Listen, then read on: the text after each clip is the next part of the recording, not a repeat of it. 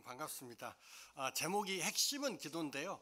제 오리지널 스타일은 포인트 기도입니다. 근데 주보에다가 포인트 기도 이렇게 쓰려고 했더니 조금 민망했습니다. 그래가 제가 핵심은 기도 이렇게 썼습니다. 너무 여러분 반갑습니다.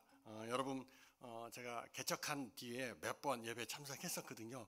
할 때마다 너무너무 좋고 또 부럽기도 하고 한편으로 좀 애틋하기도 하고 이게 참 그런 생각 많이 듭니다.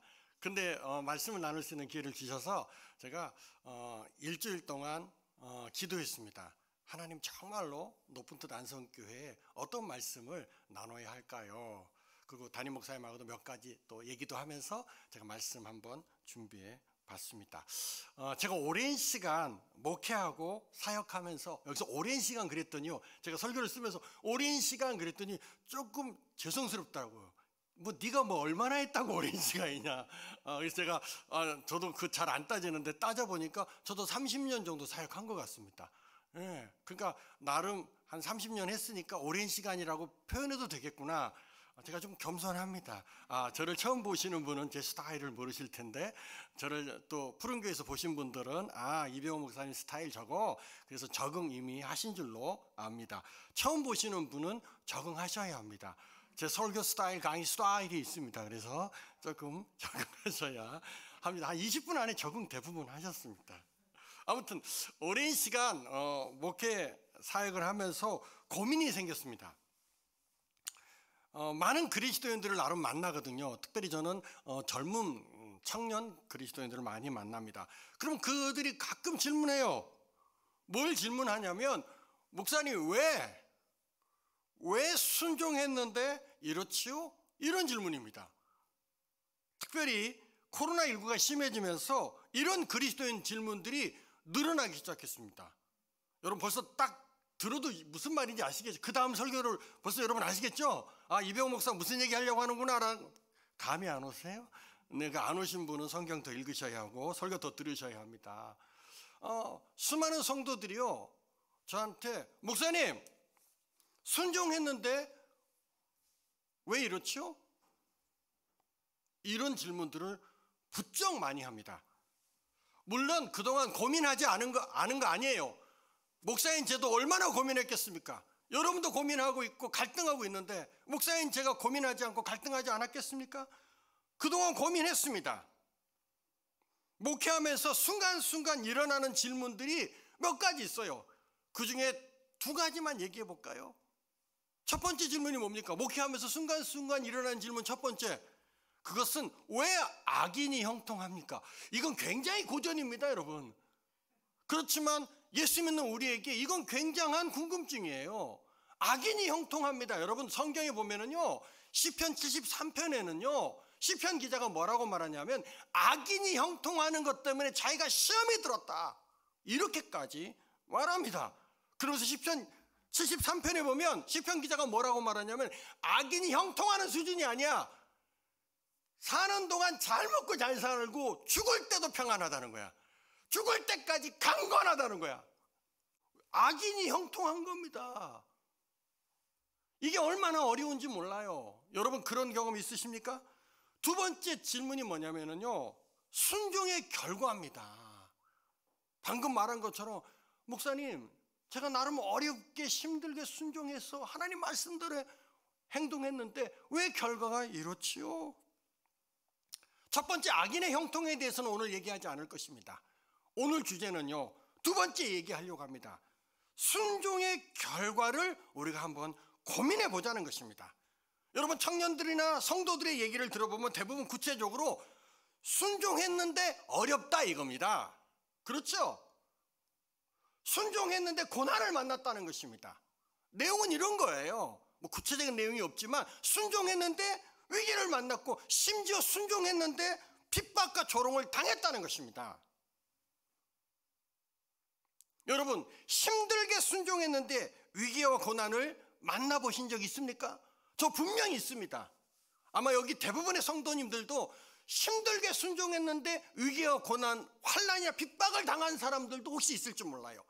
여러분 목사님 저도요, 힘들게 순종했는데 위기를 만나고 고난을 만난 적이 있습니다. 이때 드는 감정이 어떻습니까? 이때 드는 감정은요, 당황스럽습니다. 이때 드는 감정은요, 혼란스럽습니다. 심지어 어이가 없습니다. 여러분 이런 경험 해보셨습니까? 그리고 당황스럽고 혼란스럽고 어이없다로 끝나는 것이 아니라, 그리고 두 가지 갈등이 우리 가운데 오기 시작합니다. 어떤 갈등이 옵니까? 이거 다 경험해 본 사람만 이야기할 수 있습니다. 어떤 갈등이 옵니까? 첫 번째는 의심입니다. 내가 하나님 음성 제대로 들은 거 맞아? 자 보세요, 순종했는데 어려움을 만나니까 당연히 그 감정과 함께 두 가지 갈등이 오는 거예요. 다 경험해 보셨죠? 내가 하나님 음성 제대로 들었나? 뭘 의심하는 겁니까? 하나님과 나와의 관계를 의심하는 일들이 일어나기 시작한다는 것입니다. 두 번째 갈등이 뭡니까? 후회합니다. 아이, 순종하지 말 것을. 그런 적 많죠? 전 많습니다. 죄송합니다. 전 많아요. 순종하지 말 것을 괜히 순종해서 더 위기와 갈등만 내가 만들었다라는 생각이 오면서 자책이 오고 후회하는 그런 갈등이 내 안에서 일어나기 시작하는 겁니다. 여러분 가끔요, 아니 때로는 자주 우리는 순종 후 영적 갈등을 경험한다는 것입니다. 이게 굉장히 어려운 것이에요. 이거 결코 쉬운 얘기 아닙니다. 결코 웃으면서 나눌 수 있는 이야기 아닙니다. 겪어본 사람은 이것이 얼마나 어렵고 힘든 것인지를 금방 아는 것입니다. 여러분 왜 순종하고 고민하고, 왜 순종하고 의심하고, 왜 순종하고 후회하고, 왜 순종하고 갈등합니까? 여러 가지 이유를 설명할 수 있겠죠. 하지만 저는 오늘 한 가지만 여러분과 나누려고 합니다. 이유는 순종의 결과는 형통이고 축복이고 좋아야 한다는 우리의 인간적인 보상심리 때문이다. 여러분 죄송합니다. 하지만 정확한 메시지를 여러분과 나눠야 될 필요가 있어요. 저도 그런 보상심리에 오랫동안 잠겨 있었던 사람입니다. 순종하고 하나님의 말씀대로 따르면 반드시 결과가 좋을 거라고 생각하는 거예요. 왜? 그러니까 내가 순종하는 거죠. 우리 안에 있는 인간적인 보상심리가 있어요. 이 정도 순종하면, 이 정도 희생하고 내가 하나님 말씀에 순종하면 하나님 이 정도 나한테 뭔가 허락하실 거야. 이건 해결해 주실 거야. 내 질병 치료해 주시고 이 재정 풀어주시고 우리 아이들 잘 되게, 이런 보상심리가 우리한테 있다는 겁니다. 여러분 이거 가지면 안 된다 이 얘기하는 거 아니에요. 그렇지만 명확하게 성경은 무엇을 말하는지를 알아야, 그래야 우리가 자유한 것입니다. 여러분 성경에 보면 진리를 알지니 진리가 우리를 자유케 한다고 했단 말입니다. 그 자유가 무엇인지를 여러분에게 나누려고 제가 이 메시지를 나누는 거예요. 보상심리를 갖는 것이 나쁜 거다 이렇게 말하는 거 절대 아닙니다. 보상심리 아예 신앙생활에서 없어야 돼 이렇게 말하는 거 아니에요. 하나님 우리가 순종하면 보상하십니다. 네. 그렇지만 정확한 메시지 하나를 여러분에게 제가 더 나눠야 한다는 거예요. 그러나 성경은요, 지금부터 하는 얘기가 그겁니다. 그러나 성경은 어디에도 순종의 결과로 축복을 말하고 있지 않다는 거예요. 여러분 성경 잘 보십시오. 성경 어디에도 순종의 결과로 형통과 명예를 말하고 있지 않다는 것입니다. 오해하지 마세요. 순종하면 형통, 축복 못 받는다 이 얘기 아닙니다. 그렇지만 성경은 그렇다고 해서 순종하면 뭐든지 잘 돼, 뭐든지 형통해, 뭐든지 이루어져 이렇게 말하고 있지 않다라는 것입니다. 때로는 순종하면 고난도 위기도 두려움도 만난다고 말하고 있는 것입니다. 이게 우리의 생각과 하나님의 생각이 다른 것이에요. 이 갭이 크면 클수록 우리는 훨씬 더 깊은 갈등 속에 들어가는 거예요. 내 생각과 하나님의 생각의 갭이 뭔지 알죠? 좁으면 좁을수록 우리는 굉장히 자유합니다. 그렇지만 이 갭이 크면 클수록 우리는 굉장한 갈등과 위기 가운데, 영적 위기 가운데 들어갈 수밖에 없는 것입니다. 성경을 보면은요, 제가 굉장히 많더라고요. 성경을 보면 순종했는데 위기와 고난과 문제를 경험한 선배들의 이야기 두 가지만 여러분과 나누려고 합니다. 여러분 절대 오해하지 마세요. 순종하면 고난받는다 이 얘기 아닙니다.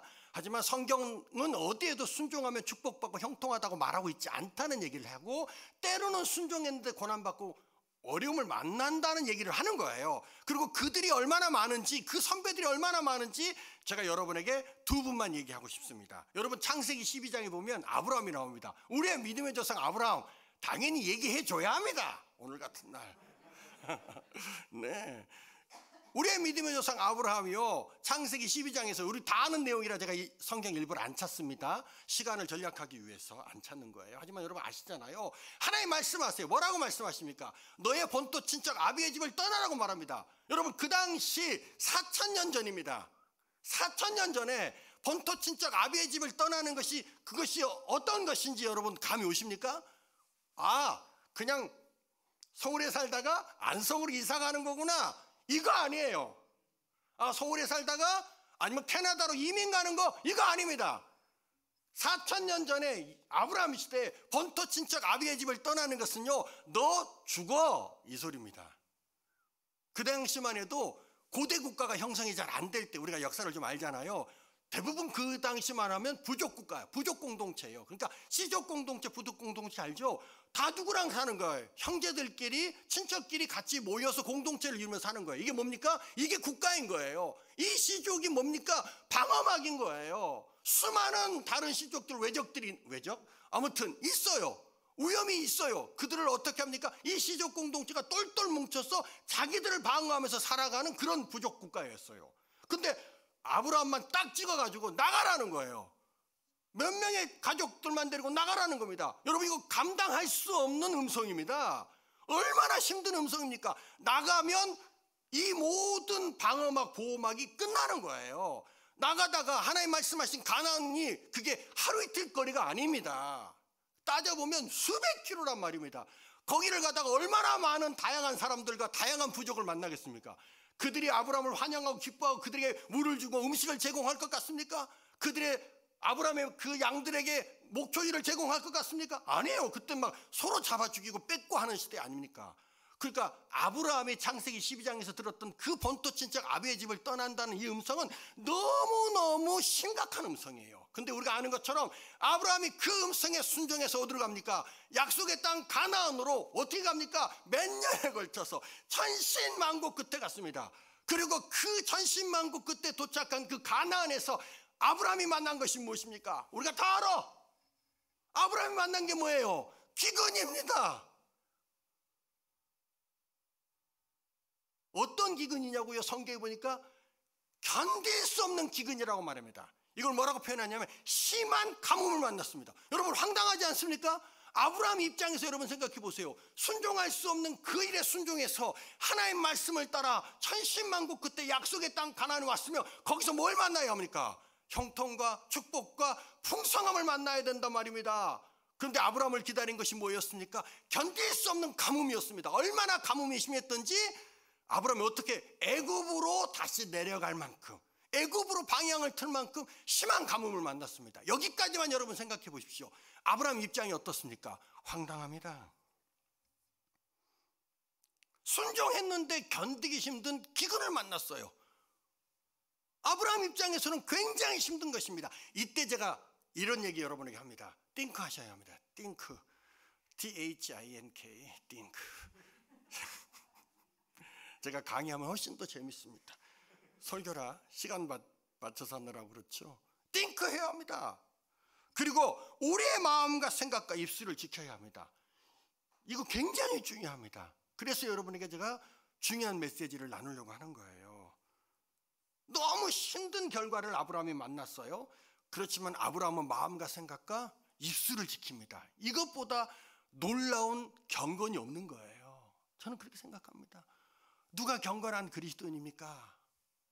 고민 많이 합니다. 저 경건해지고 싶어서. 누가 경건한 그리스도인입니까? 다른 얘기 안 할게요. 오늘은 위기를 만났을 때 내 생각과 다른 일을 내가 경험했을 때 마음과 생각과 입술을 지키는 사람, 그 사람이 경건한 그리스도인인 것입니다. 저는 아브라함이 그런 사람이라고 확신합니다. 그래서 아브라함이 믿음의 조상이 된 것입니다. 신약에서 하나 더 볼까요? 사도행전 16장에 보면 사도 바울 일행이요, 어디로 가려고 합니까? 사도 바울이 여러분 아시죠? 복음을 전하기 위해서 선교하려고 그 당시 터키 내륙입니다. 아시아 내륙으로 들어가려고 해요. 여러분 나중에 사도행전 16장을 찾아보면 명확히 있습니다. 그때 누가 막습니까? 성령이 막아요. 그리고 사도 바울이 뭘 봅니까? 마케도니아 환상을 보잖아요. 마케도니아 사람이 와서 도우라고 말해요. 그래서 사도 바울 일행이 무엇을 결정합니까? 자신들의 뜻과 의지를 내려놓고 그들이 방향을 바꿔서 마케도니아로 갑니다.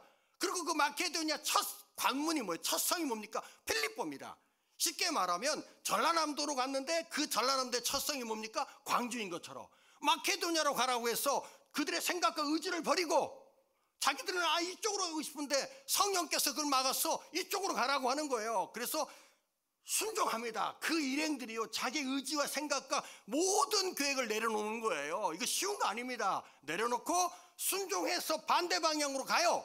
그리고 마케도니아로 갑니다. 그 첫 성이 필리포입니다. 거기서 그들이 축복을 만났습니까? 환대를 당했습니까? 아닙니다. 그렇게 힘들게 자기 생각과 의지를 내려놓고 순종해서 갔는데 거기서 구타를 당합니다. 견딜 수 없는 매를 맞아요. 심한 구타라고 성경은 얘기합니다. 그리고 그들이 어딜 갔습니까? 죄인이 아닌데 감옥에 갇혔고 착고에, 그러니까 수갑에 채이는, 수갑에 갇히는 억울한 상황을 만납니다. 자, 보세요. 여기까지만 여러분 보십시오. 이들의 순종의 결과는 무엇입니까? 축복이고 형통이고 아름다운 것이고 환영이었습니까? 아닌 거예요. 사도 바울의 일행의 순종의 결과도 여기까지 보면 아닌 거예요. 순종했던 그 사도 바울과 그 일행의 감정은 어떨까요? 방금 말한 것처럼 당황스럽습니다. 하나님 왜 이러시지? 분명히 우리의 뜻을 내려놓고 하나님 뜻에 순종해서 내가 왔는데 왜 이런 결과를 내가 만나는 거지? 당황스럽고 혼란스럽습니다. 이때 제가 다시 얘기하는 거예요. 띵크해야 합니다. 생각해야 합니다. 그리고 그 순간 내 마음과 생각과 입술을 지키는 그 은혜가 있어야 합니다. 여러분, 제가요 실제로 작년에 이런 일이 있었습니다. 제가 부산에 어떤 교회에 집회를 갔는데 거기서 양육하고 제자 양육하고 훈련받는 그런 집회였습니다. 거기서 엔지니어로, 저 뒤에 박스 있죠? 엔지니어 박스에 엔지니어가 있어요. 그러면서 뭐 이런 마이크 설치하고 막 저런 카메라 설치하고 혼자 막 보니까 저랑 나이가 비슷해 보여요. 희끗희끗한 한 50대 중반 정도 되는 형제가 막 난리를 치면서 왔다 갔다 하면서 막 허드렛 일을 하는 거예요. 그 전체 그 학교에서. 가지고 이제 그분이 난 그런가 보다 했죠. 그러고 난 다음에 이제 점심 시간에 같이 간사님들하고 밥을 먹는데 그분이 이제 저한테 자기가 항공사 기장이라고 말합니다. 항공기 기장이래요. 그래서 저 깜짝 놀랐어요. 기장님이 왜 항공기 운전 안 하고 여기 와 계시냐고. 저는 뭐 조종이다 이런 얘기 잘 안 하고 운전한다. 왜냐하면 제가 운전이 익숙하니까. 뭐 이제 그래서 왜 항공기 조종을 안 하고 여기 와 계시냐. 그랬더니 이분이 간증이 있어요. 이분이 2019년도에요. 그러니까 작년 2020년이죠. 2019년도에 하나님 앞에 기도했대요. 연말쯤 돼서 뭘 기도했냐면 자기가 대형 항공사에 있는 거예요. 그러니까는 너무 분주합니다. 여러분, 저는 항공기를 타보긴 했지만 항공사와 관계된 사람을 아무도 몰라요. 그러니까 잘 모르는데 제가 청년들 사역을 해보면 스튜어디스 있죠. 항공기 안에서 이렇게 그 안내양, 제가 촌티나죠. 그 스튜어디스가 발음이 어렵잖아요. 스튜어디스가 얼마나 어렵습니까? 안내양이 얼마나 편합니까? 한국말 놔두고 왜 스튜어디스라고 그러는지 그럴 수 있겠죠. 아무튼 그분들이 청년 중에 꽤 있잖아요. 있어요. 근데 걔네들이 보면 그 친구들이 주유 성수가 안 됩니다. 특별히 국제선을 타는 친구들은요, 한번 항공기 타고 나가면은 자기 마음대로 스케줄을 조절할 수 없어요. 그래서 어떤 친구는 한 달에 2번밖에 우리 교회 못 오는 거예요. 나머지는 돌아다니면서 중동 아랍에미리트 그 비행기 승무원은요, 그냥 두바이 가가지고 거기서 한인들 모이는 조그만 식당에서 예배 드린다는 거예요. 기회가 되면. 아니면 이게 잘 시간이 안 맞으면 예배를 못 드린다는 거예요. 기장도 마찬가지인 거예요. 그러니까 이분이 오랫동안 기장으로 섬겼는데 자기가 교회를 섬기고 싶은데 이 직업 때문에 못 섬겼던 거예요. 근데 그분의 그 간증 내용이 뭐냐면 자기는 저렇게 엔지니어가 너무너무 하고 싶어. 자기가 이제 항공사 기장이니까 이런 기계를 알고 그러니까 엔지니어를 그렇게 하고 싶으면서 그리고 교사를 하고 싶은 거예요. 근데 여러분, 교사하고 엔지니어가 뭐 한 달에 한 번 나오고 한 달에 두 번 나오면 됩니까? 안 되잖아요. 그래서 오랫동안 그걸 못 섬겼던 거예요. 그래서 2019년도에 무슨 바람이 불었냐면 이거 이제 그 직원들 움직이는 바람이 불었어요. 그래서 자기한테 자기가 기장이니까 외국 항공사, 중국 항공사에서 콜링이 온 거예요. 와라. 그 당시에 중국에서 엄청나게 많은 그 항공기 기장들을 데려갔거든요. 그러니까 와라. 그러면 우리가 엄청난 뭘 주겠다. 그리고 두 번째는 뭐냐면 저가 항공이 그때 또 막 이렇게 일어날 때였습니다. 지금도 일어나고 있잖아요.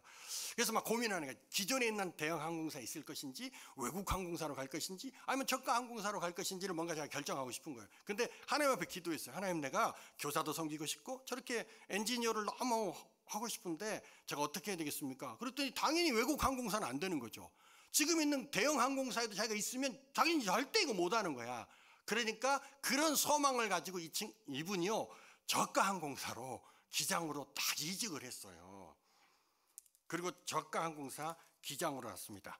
그리고 해가 바뀌어서 2020년을 맞이했어요. 그리고 바로 코로나19를 당했습니다. 그때 제가 강의 갔더니요, 무급휴직 상태. 그 하나님 앞에 순종하고, 그분 얘기가 순종하고 교사하고 싶고 엔지니어 하고 싶어가지고 어드렛 일 하고 싶어가지고 자기가 중요한 결정을 해서 왔는데 몇 달 만에 무급휴직을 당한 거예요. 지금은 실직을 고민하는 처지래요. 자기가 작년에 자기가 실직을 고민하는 처지래. 그래서 제가 그 형제가 너무 안타깝더라고요. 근데 그 형제님 웃으면서 뭐라고 말하는지 아세요? 그렇죠, 목사님. 처음엔 너무 당황스럽고 혼란스러웠대. 근데 지금은 너무 행복하다고 얘기해요. 이분이 하나님의 음성 제대로 들은 거죠. 고난도 위기도 어려움을 만났지만 이분이 그걸, 이 시간들을 통해서 하나님과 가까워지는 시간들을 갖고 있다는 것을 반증하는 거예요. 다 물어보지 않고 다 얘기하지 않아도 우리가 그 한두 단어만 들어봐도, 아, 이 사람이 지금 이 시간들을 통해서 누구를 만나고 있구나. 아, 이 사람이 지금 이 시간들을 통해서 원망과 불평만 쌓여 있구나. 아, 이 사람이 지금 이 시간들을 통해서 지금 남의 탓만 하고 있구나. 자책만 하고 있구나. 이거 다 우리가 알아냅니다. 알려주더라고요. 그분이. 그런데 지금 너무 행복하다고 말하는 그 속에서, 아, 이분이 이 시간 속에서 이분이 하나님을 만나고 있구나라는 생각이 제가 들었습니다. 고난 중에도요, 행복한 이유가 뭘까? 이 형제님이 지금 자기가 생각했던 것과 다른 일을 만났습니다. 그렇지만 이분이 행복하다고 말한 이유가 뭘까?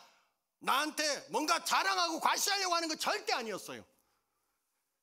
그걸 생각하면서 제가 이 형제에게 적어도 3가지가 있구나 라는 것을 깨달았습니다. 그 형제님에게 깊은 교제를 나누지 못했지만 점심 먹으면서, 그리고 몇 번의 교제를 통해서 그 형제님에게 3가지가 있다는 걸 알았어요. 첫 번째가 뭔 줄 아십니까? 하나님에 대한 기대가 있습니다. 저는 알아요. 이 형제님이 하나님에 대한 기대가 있어서 행복하다고 말하고 있다는 것을. 자신이 경험한 하나님이 어떤 분인지 이 형제가 아는 거야.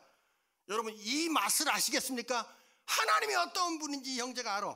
어떤 하나님, 내가 경험한 하나님이 어떤 분인지 알아. 그래서 불평하고 원망할 수 있는 상황이지만 불평하고 원망하지 않는 거야. 왜? 내가 만난 하나님이 어떤 분인지 아니까. 그리고 열심히 봉사하고 섬기는 것입니다. 하나님에 대한 기대가 있습니다. 여러분, 제가요 가끔 이 예화를 쓰는데요, 제가 군산을 좋아합니다. 군산은요, 그 도시 이름이에요. 먹는 거 아니에요. 좋아한다니까. 또 여러분, 군산 아시죠? 제가 이번 주 1월 달에도 군산의 어떤 교회에 청년들 집회 좀 제가 가기로 했거든요. 그 집회를 잡으면서 저는 물론 집회 가서 예수가 그리스도인 걸 선포해야지 이런 생각도 가졌지만, 집회 끝나고 그 집 가서 내가 곱창 먹어야지. 어쩔 수 없습니다. 저도 먹고 사는 목사입니다. 네, 그 이슬만 먹는 사람 아닙니다. 저도 곱창 먹어야 합니다. 삼겹살 먹어야 합니다. 근데 제가 군산에 가면은요, 이 곱창집이 그렇게 맛있어요. 막창은 더 맛있습니다. 그냥 양념 조금 발라가지고 대파만 넣는데, 그리고 그걸 숯불에 구워줘요. 근데 그냥 비린내 하나도 없이 그렇게 깔끔하고 맛있을 수가 없어요. 제 아내도 막 그 집만 가면 막 눈 돌아갑니다. 우리 막 미친 듯이 막 그 허겁지겁 탐욕스럽게 먹습니다. 보세요. 그 집을 내가 알아요. 그 집의 곱창 맛을 제가 압니다. 그러니까 그 군산에 가면 그 집에 가서 곱창 먹어야지 하는 기대가 있어요. 그 맛을 아니까. 누가 기대하는 줄 아십니까? 정확합니다. 누가 기대합니까? 경험한 사람이 기대해요. 먹어본 사람이 먹어보려고 기대합니다. 경험해보지 않은 사람은 그게 뭔지 몰라요. 그렇지만 경험해본 사람은 기대합니다. 누가 하나님 기대합니까? 하나님이 어떤 분인지 경험해본 사람. 이 형제님이요, 어렵지만 그분은 하나님을 경험한 사람이야. 그러니까 하나님에 대한 기대가 있는 거지. 그러니까 나는 행복한 거지. 두 번째, 형제가 고난 중에도 이렇게 고백할 수, 행복하다고 고백할 수 있는 이유는요, 기도가 형제에게 있었습니다. 그 형제, 기도하는 형제입니다. 교회에서 봉사하며 기도하고 있는 것입니다. 여러분, 기도는 누가 합니까? 제가 이렇게 자꾸 질문하는 걸 좋아해요. 기도는 누가 합니까? 적어도 제가 생각해 봤기 때문에 이걸 물어보는 거. 누가 기도합니까? 적어도 기도는 누가 합니까? 하나님의 주권을 인정하는 사람, 하나님의 주인 되심을 인정하는 사람, 하나님의 목자 되심을 인정하는 사람, 하나님 아는 사람 기도합니다. 진짜 합니다. 목회해 보니까는요, 아무나 기도하는 거 아니더라고요. 흉내는 낼 수 있어요. 그렇지만 목회를 해보니까 아무나 기도하는 거 아닙니다. 하나님이 내 삶의 주인이고 이 가정의 주인이고 이 교회의 주인인 것을 인정하는 사람, 저는 그것을 하나님의 주권을 인정하는 사람, 그분이 기도합니다. 제가요, 시편부터 여러 군데를 찾았습니다. 다 얘기할 수 없어서요. 여러분, 시편은요, 많은 내용이 담겨져 있지만 특별히 예배에 대해서 관심 있는 분은 시편을 읽어야 합니다. 그리고 또 하나, 시편은요, 놀라운 기도문입니다. 여러분, 다윗의 시편을 읽어보십시오. 다윗의 시편이 뭔 줄 아십니까? 저는 그것을 예배다 이렇게 표현하기도 하지만 다윗의 시편은요, 다 기도문입니다. 그런데 다윗이 이렇게 놀랍게 기도하는 이유가 뭔 줄 아십니까? 다윗은요, 한 가지를 명확하게 아는 사람이에요. 그게 뭡니까? 하나님이 내 삶의, 내 인생의 주인이라는 것을, 다시 말해서 하나님이 하나님 되심을 인정합니다. 그러니까 다윗이 시편 전체 다윗의 기도문을 기록하고 작성할 수밖에 없는 것이죠. 세 번째, 이 형제에게는요, 기다리는 인내가 있습니다. 이 형제님은요, 지금 실직을 고민하는 현실 앞에서 이 형제는 하나님이 하실 새 일이 분명히 있을 것이라고 뭐 합니까? 기다리며 인내하고 있는 거예요. 아시겠습니까? 지금 현실이 아니라, 지금의 실직의 위기가 아니라 내일 행하실 하나님의 역사를 기다리는 거예요. 그 기다림은 반드시 무엇이 필요합니까? 인내가 필요한 것입니다. 이 형제님 안에는 세 가지가 있다는 것을 제가 교제하면서 알기 시작했어요. 첫 번째는 하나님을 향한 기대가 있습니다.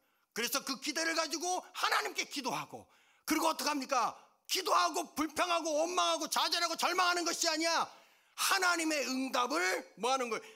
기다리는 거예요. 이 세 가지를 가진 형제가 정말 행복하구나 라는 생각이 들었습니다. 결론의 말씀을 드릴게요. 하나님께 제가 기도했습니다. 하나님, 높은 뜻 안성교회 제가 몇 번의 예배를 참석했는데, 하나님, 이 교회 가서, 안성교회 가서 제가 무슨 말씀을 나눠야 할까요? 특별히 가장 어려운 시기에 교회를 개척한 겁니다. 여러분 인정하시죠? 네, 가장 어려운 시기에 교회를 개척했습니다. 여러분, 지금 교회는요, 비난과 조롱의 대상이 되고 있습니다. 이거 누구도 부정하지 않아요. 전도는 꿈도 꿀 수 없는 시기입니다. 모이지도 못하게 하는데 어떻게 전도합니까? 계속 교회가 움츠러들고 있는 현실입니다. 그런데 가장 위기의 때에 높은 뜻 안성교회가 일어선 것입니다. 제가 푸른교회 섬기면서 높은 뜻 안성교회 개척하는 이 장면이라든지 우리 장로님이 이런 모든 것들 제가 이미 다 알고 있어요. 그러니까 얼마든지 이 기간을 피할 수도 있고 그런 여러 가지 상황들이 있었을지 몰라요. 그런데 가장 어렵고 가장 힘들 때, 위기 때에 이 교회가 일어선 것입니다. 이것이 기적이다. 저는 올 때마다 이게 기적이구나라는 생각이 들었습니다. 순종해서 개척했어요. 몇 분이 순종하고 개척한 겁니다. 그런데 더 심한 오미크론 바이러스를 만났습니다. 내년 2022년이 더욱더 불투명합니다. 할렐루야. 앞이 안 보이니 마구잡이로 흔들고 달려가면 되지. 보이면 두렵습니다. 안 보이면 안 두려워요. 왜? 배는 게 없으니까. 그래서 너는 배는 게 없냐 이런 얘기가 거기서 나온 거라고 제가 말하고 싶은데 이거는 근거가 있는 얘기 아닙니다. 2022년이 더 불투명합니다. 어떻게 보면 높은 뜻 안성교회는 가장 어려운 현실 한복판에 있습니다. 그러니까 여러분들이 대단한 분이에요. 그러나 우리 하나님은 역전과 반전과 전화위복의 하나님이십니다. 지금의 위기는 여러분 꼭 기억하십시오. 반드시 기회가 될 것입니다. 이건 세상에서도 기업을 하는 사람들도 이런 얘기를 얼마나 많이 세미나에 서는지 몰라요. 기업을 하는 CEO들 있죠. 회장들 나와서 무슨 얘기합니까? 위기가 왔습니까? 지금이 적기. 투자하십시오. 근데 모든 사람들의 생각을 어떻어요? 위기가 왔으니까 투자를 어떻게 쪼그라들고 더 관리하고 더 어떻게 해야 됩니까? 중켜 잡아야지. 위기가 왔는데. 근데 대부분의 좀 깨어있는 CEO들은 지금이 투자의 적기라는 거야. 그러면서 그들이 늘 하는 말이에요. 저는 뭐 기업 전혀 모릅니다. 죄송합니다. 위기는 기회라고 말하는 것입니다. 영적으로도 저는 마찬가지겠다 생각이 들어요. 지금이 얼마나 위기입니까? 전 세계가 위기고 나라가 위기입니다. 이때 안성교회가 개척했습니다. 그리고 안성교회는 이 위기를 무엇으로 삼는 교회가 되어야 합니까? 기회로 삼는 계기를 반드시 가져야 합니다. 여러분 저는 잘 모르지만 지금 굉장히 어렵죠? 교회가 모이기 힘들죠? 여러분 1년 2년 지나서 코로나19가 끝나면 하나님이 반드시 폭발적인 부흥의 기회를 반드시 줄 것입니다. 항상 세계 기독교 역사는 이 과정 속에 있었던 걸 저는 배웠습니다. 반드시 위기가 오면 기회가 오는 것이고 하나님의 축복이 오는 것입니다. 그걸 준비하는 안성교회다. 그래서 가장 위기의 때에 하나님이 이곳에 하나님의 교회를 세웠다라고 저는 확신합니다. 여러분 그래서 세 가지를 기억하라는 거예요. 순종했는데 어려움을 만났고 힘든 일을 만났습니까? 그래서 세 가지를 기억하라는 겁니다. 첫 번째 뭘 기억하라는 거예요? 하나님을 기대하십시오. 위기를 변하여 기회가 되게 하신 하나님을 기대하는 거예요. 그리고 그 기대를 가진 사람이 뭐 합니까? 기도하는 거예요. 여러분 열심히 기도해야 합니다. 모이지 못하면 못 모이는데 어떻게 기도? 아니잖아요. 여러분 여러분의 처소에서 얼마든지 기도할 수 있습니다. 여러분 기도하셔야 합니다. 그리고 여러분 기다리십시오. 인내가 정말 쉽지 않아요. 하지만 여러분 기다리십시오. 그러면 반드시 하나님이 우리의 삶뿐만 아니라 안성교회를 통해서 이 나라 민족과 열방을 축복하시는 놀라운 일이 있을 것입니다. 할렐루야. 기대가 있는 사람은 기도하고, 제가 표어를 써봤어요. 그래서 일부러 설교 준비하다가 표어가 생각나. 난 너무 놀라워. 이런 표어도 생각해. 네, 제가 좀 교만하다고 했죠? 제가 교만합니다. 기대가 있는 사람은, 제가 이렇게 써왔어요. 이거 타이틀처럼. 기대가 있는 사람은 기도하고, 기도한 사람은 기다린다. 누가 기대하는가? 기도한 사람. 누가 기다리는가? 기도한 사람. 핵심은 포인트! 기도입니다. 저와 여러분 정말 기도하십시다. 그래서 오늘 본문 내용이 뭡니까? 기도 외에는 다른 것으로는 이런 일이 일어나지 않는다라는 것입니다. 여러분 사랑하고 축복합니다. 높은 안성교회 화이팅! 하나님 반드시 이 지역과 이 나라와 민족과 열방을 위해서 놀랍게 쓰실 것입니다. 우리 박영규 목사님을 중심으로 여러분 열심히 기도하고 기대하시기를 축복합니다. 이 시간 함께 우리가 찬양하고요. 그리고 함께 기도 하나 하고 그리고 예배를 마치려고 합니다. 함께 찬양하십시다.